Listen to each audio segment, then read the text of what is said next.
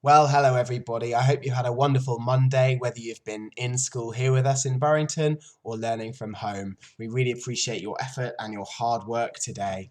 You're welcome to come and join us now for our end of the day story. We've got Charlotte's Web, chapter 4, and this chapter is called Loneliness.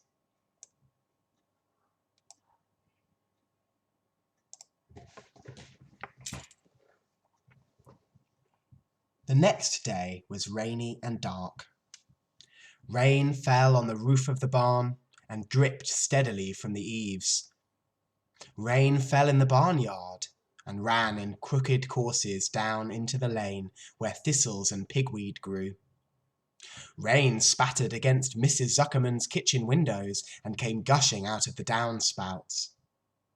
And rain fell on the backs of the sheep as they grazed in the meadow. When the sheep tired of standing in the rain, they walked slowly up the lane and into the fold. Rain upset Wilbur's plans. Wilbur had planned to go out this day and dig a new hole in his yard. He had other plans too. His plans for the day went something like this. Breakfast, 6:30. Skimmed milk, crusts, middlings, bits of donuts, wheat cakes with drops of maple syrup sticking to them, potato skins, leftover custard pudding with raisins, and bits of shredded wheat. Breakfast would be finished at 7. From 7 to 8, Wilbur planned to have a talk with Templeton. Templeton was the rat who lived under his feeding trough. Talking with Templeton was not the most interesting occupation in the world, but it was better than nothing. From 8 to 9, Wilbur planned to take a nap outdoors in the sun. From 9 to 11, he planned to dig a hole or trench and possibly find something good to eat buried in the dirt. From 11 to 12, he planned to stand still and watch the flies walking on the boards. He planned to watch the bees in the clover, and he planned to watch the swallows darting through the air. 12 o'clock, lunchtime.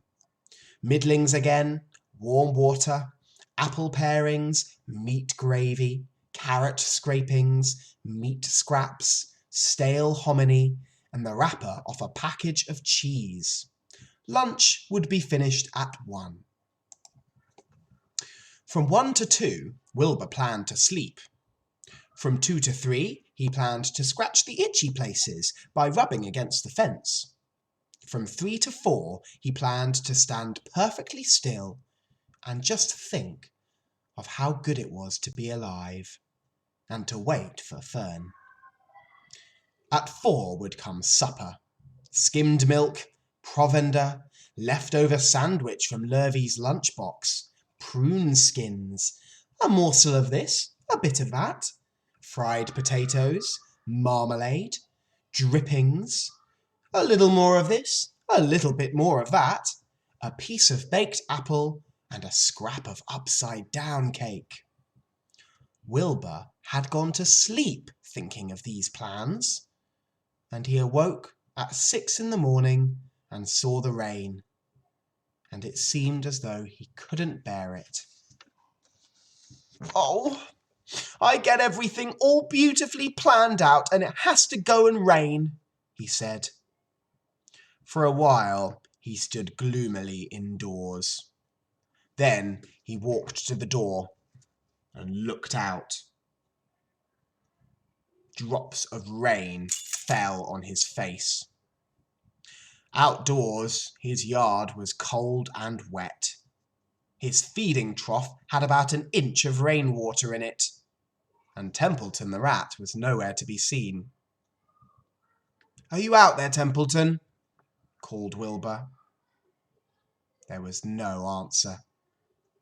And suddenly Wilbur felt very lonely and friendless. "One day just like another," he groaned. "I'm young, but I've got no real friends here in the barn. And it's going to rain all morning and all afternoon, and Fern probably won't even come in such bad weather. Oh, honestly." And Wilbur was crying again for the second time in 2 days. At 6:30, Wilbur heard the banging of a pail. It was Lurvy, standing outside in the rain, stirring up his breakfast. "Come on, Pig," said Lurvy. "Pig, come on." But Wilbur did not budge. Lurvy shrugged, dumped the slops, scraped the pail, and walked away. But Lurvy noticed that something was wrong with the pig. Because Wilbur didn't want food, Wilbur wanted some love. He wanted a friend, someone who would play with him.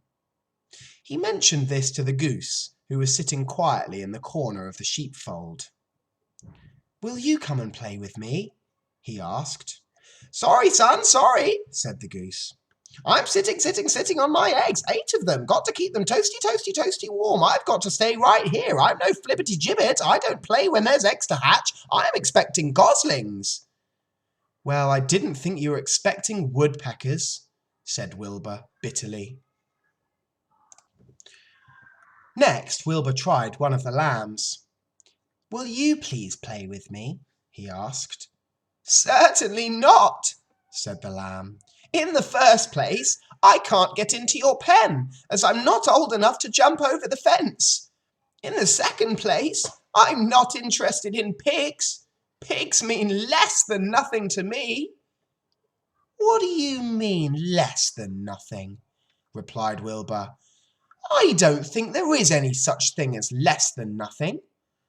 Nothing is absolutely the limit of nothingness. It's the lowest you can go. It's the end of the line. How can something be less than nothing? If there was something that was less than nothing, then nothing wouldn't be nothing. It would be, well, it would be something, even though it's just a very little bit of something. But if nothing is nothing, then nothing has nothing that's less than it is." "Oh, be quiet," said the lamb. "Go play by yourself. I don't play with pigs." Sadly, Wilbur lay down and listened to the rain. But soon he saw the rat climbing down a slanting board that he used as a stairway. "Will you play with me, Templeton?" "Play?"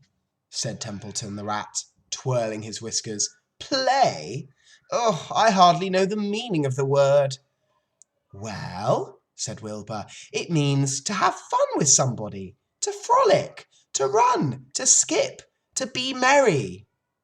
"Oh, I never do those things if I can avoid them," replied the rat sourly.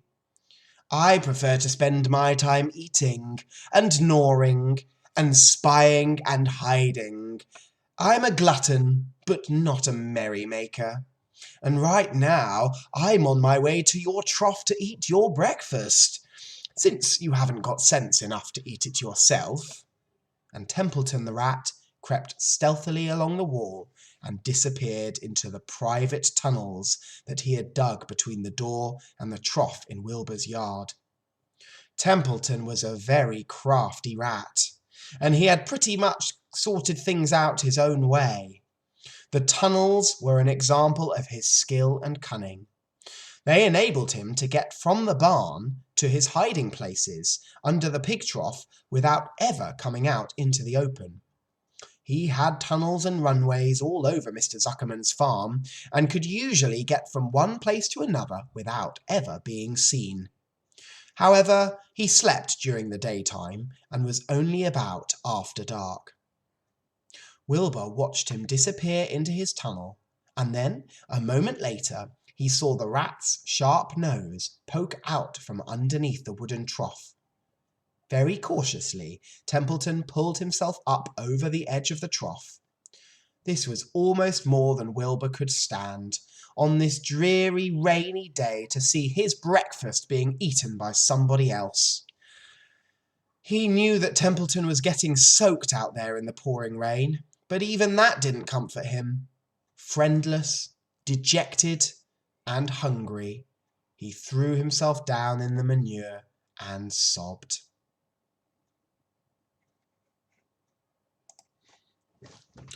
Late that afternoon, Lurvy went to see Mr. Zuckerman.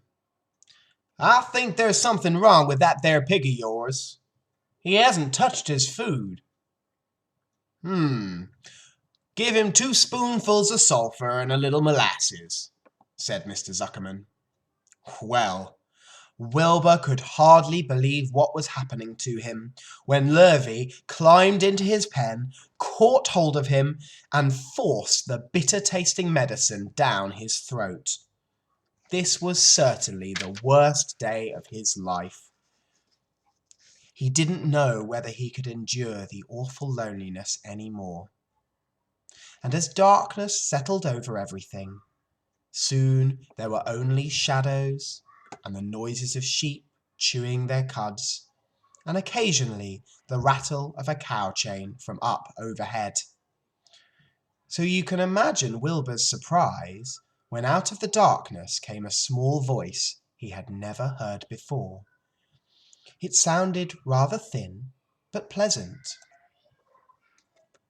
"Do you want a friend, Wilbur?" "I'll be a friend to you. I've watched you all day, and I like you."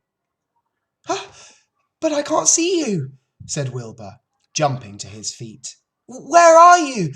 And who are you?" "I'm right up here," said the voice. "Go to sleep now, Wilbur. You'll see me in the morning." And that is the end of chapter 4. Thank you for watching, everybody, and I hope you have a lovely Monday evening. We'll see you tomorrow for more fun and learning at Burrington. Bye!